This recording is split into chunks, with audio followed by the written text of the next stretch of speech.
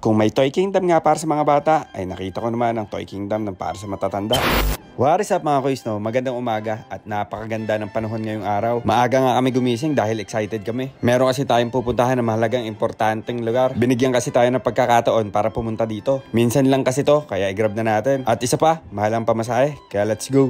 Kung mapapansin nyo mga kuys, wala tayo sa Pilipinas at right-hand drive ang mga sasakyan dito. So meaning, maraming mga JDM dito. So ayun na nga mga kuys, no? Andito na tayo sa pupuntahan natin, ang Red Sands. Pagkadating nga namin dito, ay sarado pa siya. Hindi ko alam kung masyado ba kami maaga. Pero nakasulat naman, open na sila ng 10 AM. At doon na ako, kinabahan. Dahil biniyahe namin to ng almost 1.5 hours. At hindi lang yun, mahal yung bayad namin sa sasakyan. Kaya nagtanong-tanong muna ako sa mga kabilang shop na open na. Ang sabi nila, kakalipat nga lang daw nila sa bago nilang pwesto. As in, kahapon lang daw. Buti na lang nag-iwan sila ng mga details kung saan sila pupuntahan. Kundi, nayari na. Kaya naglakad-lakad muna kami. Tumitingin-tingin kung ano meron. At ayun na nga, may nagtatagong napakakinis na Honda EG. Medyo mainit na nga at maaraw dahil tanghali na nung dumating kami. Tapos hinahanap ko na nga pala yung kaibigan ko. Nag-CR pala siya. Tawid lang ng tawid. Kala mo nasa Pilipinas lang. Kaya ayan, naisipan na nga namin mag-book ng masasakyan. At ang bilis nga rin nga dumating.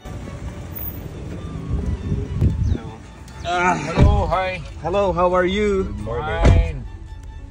Dahil malapit nga lang ang nilipatan nila, mabilis nga lang ang biyahe at wala masyadong traffic dito. At andito na nga kami sa napakaganda at napakabagong lugar nila. Ito ang Red Sands. Malamang alam na alam nyo to kung napanood nyo yung Initial D. Isa sa mga nagpahirap kay Takumi. Anyways, daming kwento. Kaya tara, pasok na tayo. So, ito na nga yung sinasabi kong Toy Kingdom ng matatanda. Pagpasok ko pa lang, naglalaki ang mga turbo na ang bumungad sa akin. Mga manifold, wastegate, fuel cell at marami pang iba. Yun nga lang, dahil nga kakalipat pa lang nila, ito pa lang merong display sila. Hindi pa nila masyado naayos yung mga gamit nila. Buti na lang din at baka kung ano pang mabili ko nang hindi ko kailangan. Dumating na nga pala tong in-order namin. Oo nga pala, para kay Bentoy itong pyesa na to. Kaya antay-antay lang kayo kung ano magiging itsura ni Bentoy sa binili natin. Kung gaganda ba yung takbo niya o hindi.